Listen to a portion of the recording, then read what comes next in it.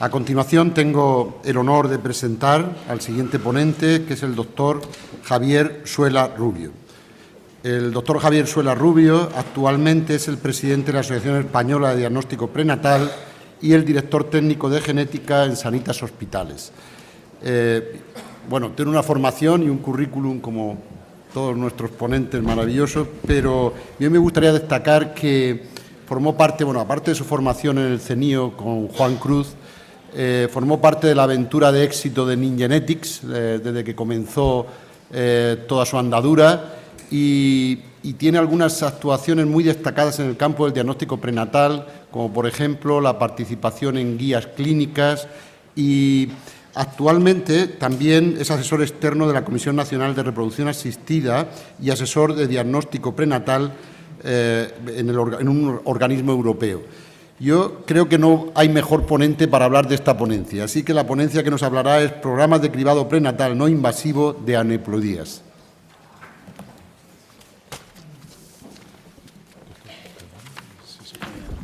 Estupendo.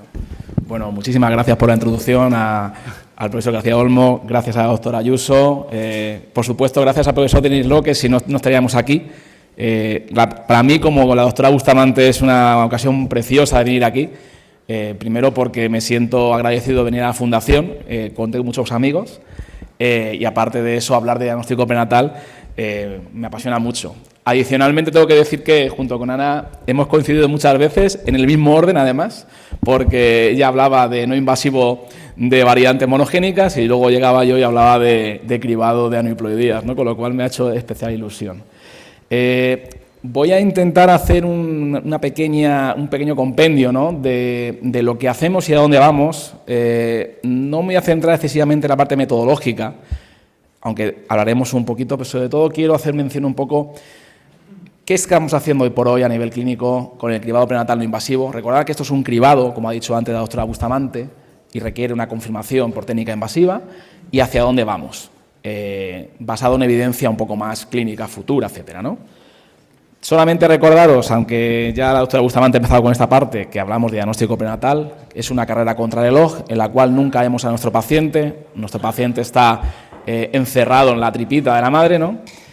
Y, bueno, sobre todo nosotros los genetistas empezamos a trabajar a partir de la semana 10, más o menos, teniendo en cuenta, junto con nuestros compañeros obstetras, que tenemos una ley de plazos en este país y en otros países bastante similares, con lo cual tenemos que intentar generar la mejor información posible con la menor duda posible en el menor tiempo posible. Entonces, es una disciplina que realmente es muy bonita, en la cual hay un componente ético y humano muy importante, ¿vale? A pesar de que hay unos 8.000 síndromes genéticos, en la parte que me compete a mí en esta charla, el síndrome más importante sigue siendo el síndrome de Down. ¿Por qué? Bueno, porque es el síndrome más común en el género humano, es muy conocido, es una trisomía cromosoma 21, y muy importante también es que se incrementa mucho con la edad de la gestante, como veremos a continuación, y teniendo en cuenta que en este país y prácticamente en todo el mundo, en particular en Europa, tenemos un incremento de la edad de la primípara masivo, bueno, pues es una patología de bastante interés médico.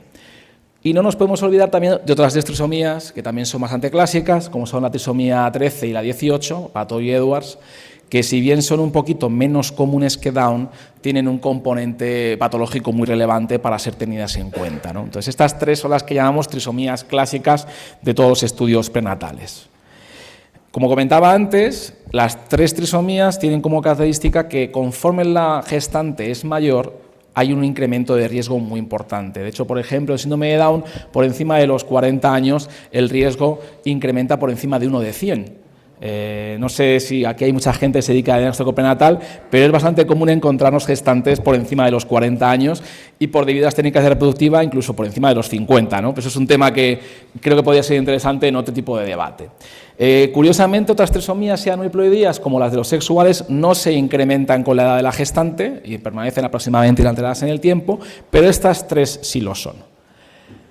Por lo tanto, había alternativas tecnológicas varias para hacer un estudio poblacional de estas trisomías, en particular del Down. La lógica sería hacer técnica invasiva, pero a nivel riesgo y a nivel complicaciones metodológicas, pues era inviable, y se empezaron a generar unos sistemas de cribado, como podéis ver aquí, con un porcentaje de detección, bueno, pues impar, ¿no? La edad gestacional, la edad materna, pues aquí tenemos un 32%, por ejemplo. Hoy por hoy estamos fundamentalmente utilizando a nivel bioquímico pues los cribados bioquímicos de primer trimestre que aunan tanto edad como las dos hormonas PAPA y gonadotropina, y medición de la translucencia nucal incrementada que nos trajo el profesor Nicolaides para la detección de ciertos síndromes como el síndrome de Down. Recordar que esto es un cribado que es muy potente, cercano al 90% de tasa de detección, en el cual estratificaremos a la gestante en un riesgo alto y en riesgo bajo, y luego, bueno, en los años 2000 se incorporó el estudio de marcadores secundarios para gestionar ese riesgo intermedio que a nivel emocional era bastante complejo, en riesgo bajo y riesgo alto, ¿vale? Y en el caso de un riesgo alto, como ha comentado la doctora Bustamante, pues hacíamos una técnica invasiva, fundamentalmente biopsia coriónica o líquido amniótico, dejando la cordocentesis ya en un estudio de tercera línea por su complejidad, y que, bueno, se asociaba siempre a un riesgo fetal histórico, que ahora sabemos que es un poquito más bajo. Antes pensamos que era un 1%, ahora estamos en un 0,6 más o menos de pérdida fetal por técnica invasiva. Entonces la pregunta del millón aquí era, oye, ¿existe alguna alternativa? Bueno, pues apareció este concepto, que es el del ADN circulante, que no voy a comentar en demasía porque os vais a aburrir de escucharlo aquí hoy, pero fundamentalmente recordaros que hay unos usos potenciales clínicos muy interesantes, como son biopsia líquida, que habrán mis compañeros después de mí. Una cosa que quería hacer mención, y es que el profesor Denis Law hace ya unos 5 años nos trajo esta idea, ¿no?, del estudio de trasplante, que a mí me fascinó, y ojalá en un futuro hablemos de rutina clínica con él. Y luego, por último, ese ADN libre circulante de origen fetal, ¿vale?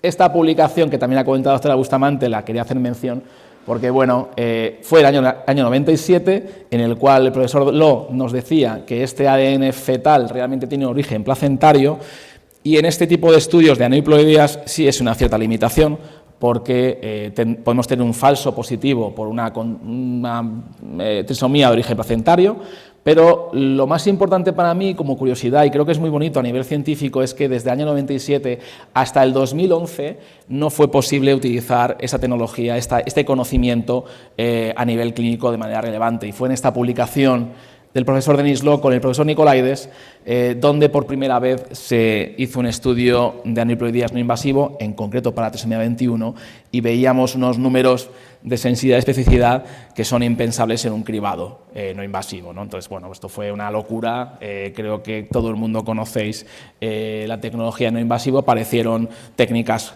como setas, y teniendo en cuenta que solo requeríamos hacer un pinchazo de sangre de la madre, pues parecía que iba a ser la nueva revolución, que lo ha sido, pero bien acotada a nivel clínico, ¿no? Solo como recordatorio muy básico, esta publicación de Joris Vermes del año 2016 creo que sigue siendo muy vigente, porque nos explica un poco qué metodologías podemos utilizar. La verdad es que hoy por hoy, aunque sigue existiendo ciertas técnicas de ADN dirigido a regiones seleccionadas, mayoritariamente a nivel mundial estamos utilizando técnicas de genoma completo, es decir, analizamos todo el genoma, y bueno, también podemos utilizar como análisis diferentes estrategias, pero vamos apostando sobre todo cada vez más por comodidad, por métodos tipo conteo.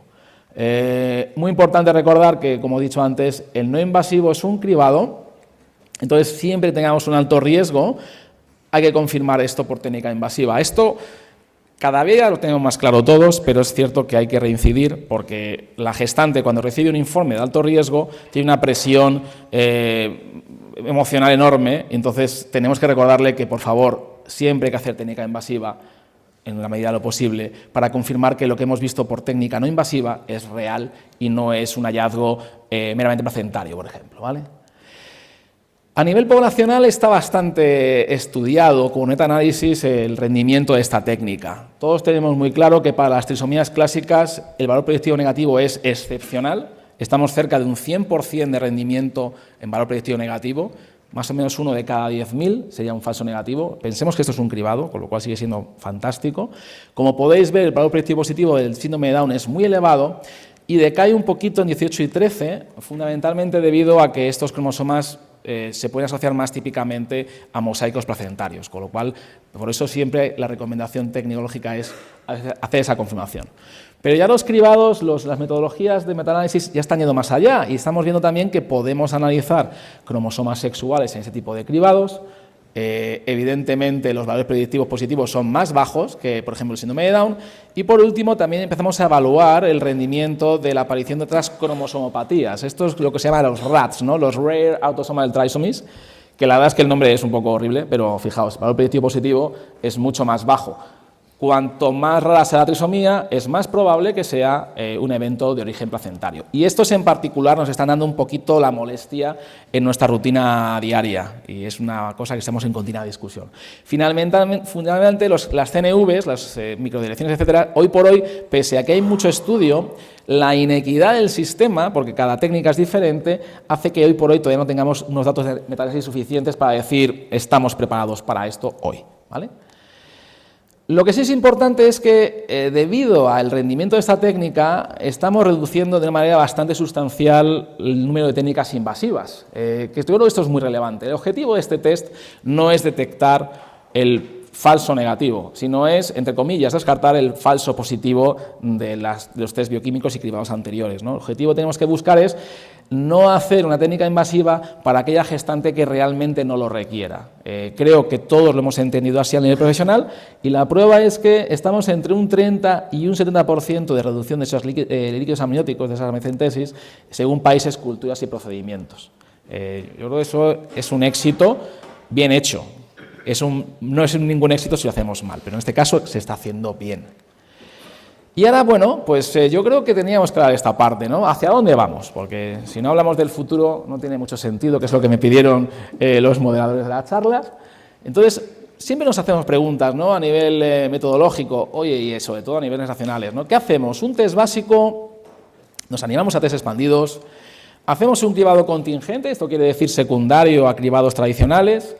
¿O hacemos un cribado poblacional? ¿No? Estas son las dos preguntas que tenemos encima de la mesa con sus pros y sus cons totalmente, ¿no? Entonces, bueno, para que os acordáis un poquito, nosotros a nivel nacional, desde SEGO, hicimos una propuesta de cribado poblacional en el año 2017. Se está en actualización hoy por hoy. De hecho, hay algunos coautores de estas guías aquí presentes.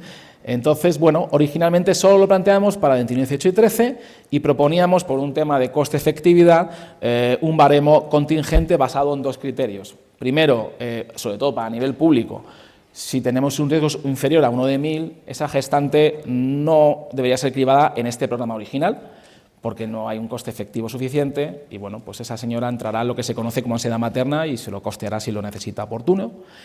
Proponíamos en su momento un cribado secundario de marcadores secundarios de ecografía en el caso de que hubiese una positividad, por ejemplo, ausencia de hueso nasal o un ductus venoso alterado, propondríamos su gestión por ADN biocirculante, en el caso de negatividad con su curso tradicional, y ya para aquellas gestantes con marcadores secundarios o este riesgo, proponíamos hacer el ADN biocirculante. En caso de positividad o alto riesgo o malformación, técnica invasiva, en caso de bajo riesgo de no invasivo, pues se paraba. Esto era lo que proponíamos en 2017. ¿Cómo estamos hoy en este país? Recordando que tenemos 17 autonomías y 17 consejerías de sanidad diferentes, que cada una hace lo que le da la real gana, pues veis una inequidad total en nuestro servicio de salud.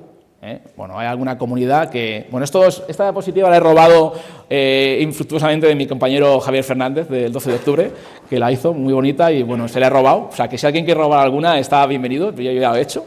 Pero está muy bien para que veáis que, por ejemplo, Murcia y Andalucía hoy por hoy no han planteado un programa de cribado real a nivel público. Tenemos Castilla-La Mancha, Mallorca y Baleares, y País Vasco, que acaban de incorporarlo, están en fase de implantación. El resto que veis en verde ya lo tienen implantado en la casa y en amarillo están externalizados. A mí lo que me fascina es que cada comunidad tiene un riesgo totalmente dispar.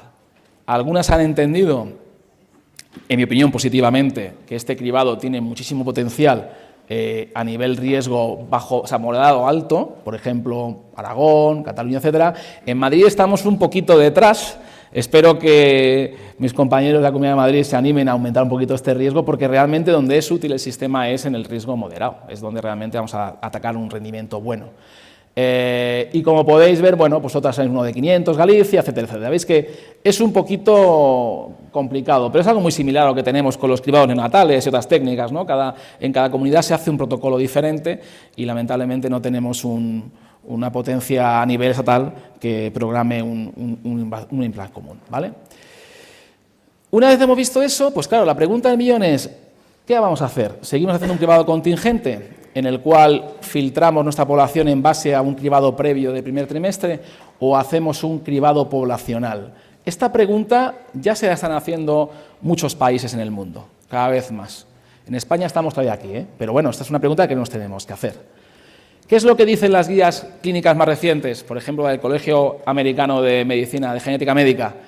Recordad que en Estados Unidos son más agresivos en este tipo de técnicas, pero es lo que dicen hoy por hoy, ¿no? Pues lo primero que dicen es que hay que hacer siempre no invasivo tras ecografía del primer trimestre. Aquí vamos bien, es que no se debía hacer de otra manera, a pesar de que sigue habiendo algunos casos de un no invasivo previo a ecografía. Es un sinsentido en el aspecto de que no tiene sentido cribar algo que no hemos visto, ¿no? Pero lo que ya está empezando a recomendar a nivel americano es que deberíamos ofrecer las trisomías clásicas en población general. Ya hay suficiente evidencia para decir que realmente toda la población general se beneficiaría de un cribado eficaz. Ellos también ofrecen, dicen, oye, mira, los sexuales también tienen suficiente evidencia. Ahí lo dejo, no lo digo yo, lo dicen las guías americanas, ¿vale? Pero luego lo podemos discutir si queréis, siempre de manera opcional para la gestante, ¿vale? Moderadamente recomendado, empiezan a recomendar también ya microdelecciones como la del síndrome de DiGeorge, por un tema de incidencia. Es el síndrome más común detrás del síndrome de Down a nivel microdelecciones. Puede ser muy interesante. Y hoy por hoy, bueno, pues a pesar de que cada vez se puede hacer más, no hay todavía evidencia suficiente para recomendar ni otras microdelecciones ni esos cromosomas autosómicos raros. Esto es lo que dice el Colegio Americano de Genética Médica. ¿Qué hacen otros países en nuestro entorno? Y creo que es un ejemplo muy bueno para discutir. Pues este, por ejemplo, es la población, la experiencia belga, que son unas 150.000 gestantes. Yo creo que criban prácticamente toda la población. Es un cribado universal, ¿de acuerdo? En el cual hay que decir que no incluye los cromosomas sexuales porque los consideran no accionables. Por eso decía que sería interesante hacer este debate, porque los americanos dicen que sí, estos dicen que no. Lo interesante de esto, no sé si se ve bien porque está un poco chiquitito, es que a nivel poblacional general, no veréis el número, el porcentaje de incidencia de síndrome de Down es de un 0,32, ¿de acuerdo? El porcentaje de 18 es un 0,07 y el 13 un 0,06. Y lo importante es que a nivel poblacional se mantienen muy bien los valores predictivos positivos y negativos de la técnica. Los belgas van un poquito más allá y analizan también otros cromosomas. Me parece muy ilustrativo esto porque, como podéis ver, la trisomía del 7 es muy prevalente en el cribado, pero es muy prevalente asociada a un falso positivo. Esto que veis en azul quiere decir que la miocentesis era negativa, es decir, no había un resultado fetal de trisomía, pero no había muestra placentaria para poder decir si la trisomía de origen placentario o no. Yo, bueno, a la gente que hemos hecho cariotipo, os recuerdo que el cromosoma 7 es un cromosoma relativamente puñetero en nuestra vida, con lo cual va a ser muy ruidoso, ¿no? Pero bueno, esto es su experiencia. Ellos han dicho no sexuales, población general, todo genoma. ¿Qué dicen nuestros amigos holandeses? Que también es un estudio muy decente, ¿no? Del estudio Trident. Este estudio se hizo en 2 fases. De hecho, hemos tenido la fortuna de invitarles 2 veces aquí en España. Para el Trident 1, que era exclusivamente de alto riesgo, y para el Trident 2, que era para población general. Todo genoma, también una muy buena población de gestantes. Igualmente debe ser por un tema poblacional de geografía o de creencia, tampoco apostaban por las cromosomas sexuales, y podéis ver aquí las frecuencias de Trident 1 con respecto a Trident 2. Evidentemente la frecuencia de trisomías baja en población general, pero los factores predictivos positivos son muy decentes en las trisomías clásicas, un poquito menos en las RATs, pero fijaos, las alteraciones estructurales son bastante interesantes también, ¿no? Estamos yendo en esta línea. Entonces, después de contaros todo este rollo, ¿hacia dónde estamos yendo? Bueno, pues la realidad es que estamos yendo cada vez a un cribado contingente, pero menos contingente. La realidad es que estamos haciendo un cribado contingente por una cuestión económica, coste-efectividad. pero estamos intentando a nivel mundial abrir cada vez más la mano. Seguramente lleguemos a un futuro en el cual lo hagamos a toda la población, en mi opinión, porque el coste será posible hacerlo. Pero ya no estamos aquí, no estamos en el alto riesgo exclusivamente, bueno, todos no, pero estamos más o menos ahí.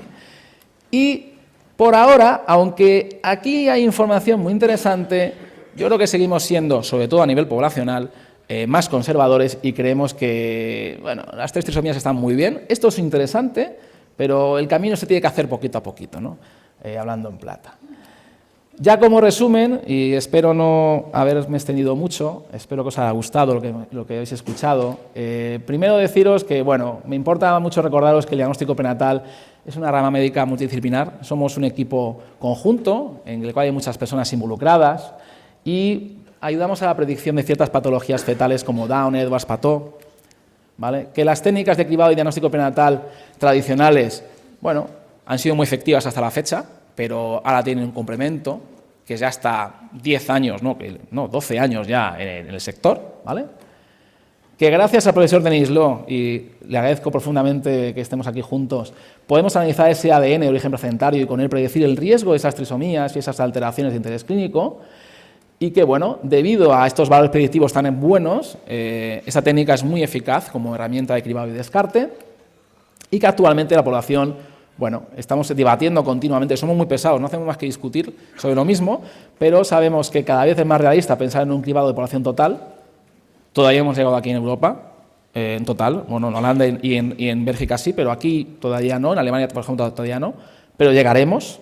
Y que, bueno, técnicamente es posible analizar una gran cantidad de información en embarazo, pero es necesario disponer de mayor información clínica y, sobre todo, de un correcto consejo genético, que yo creo que es la parte más importante. Los holandeses tienen una muy buena genética clínica prenatal, entonces no tienen ese miedo, entre comillas, a alteraciones de ese nivel, pero nosotros ahora tenemos que irlo debatiendo, sobre todo teniendo en cuenta que hay que dedicarle mucho tiempo a esa gestante, a nivel pre y post-test.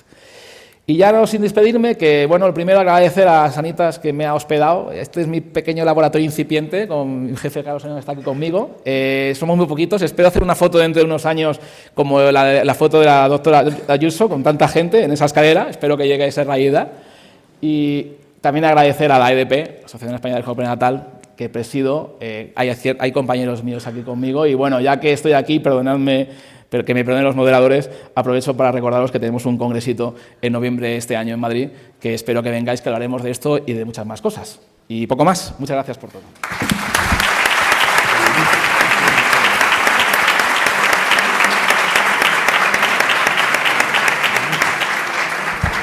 Muchas gracias, Javier.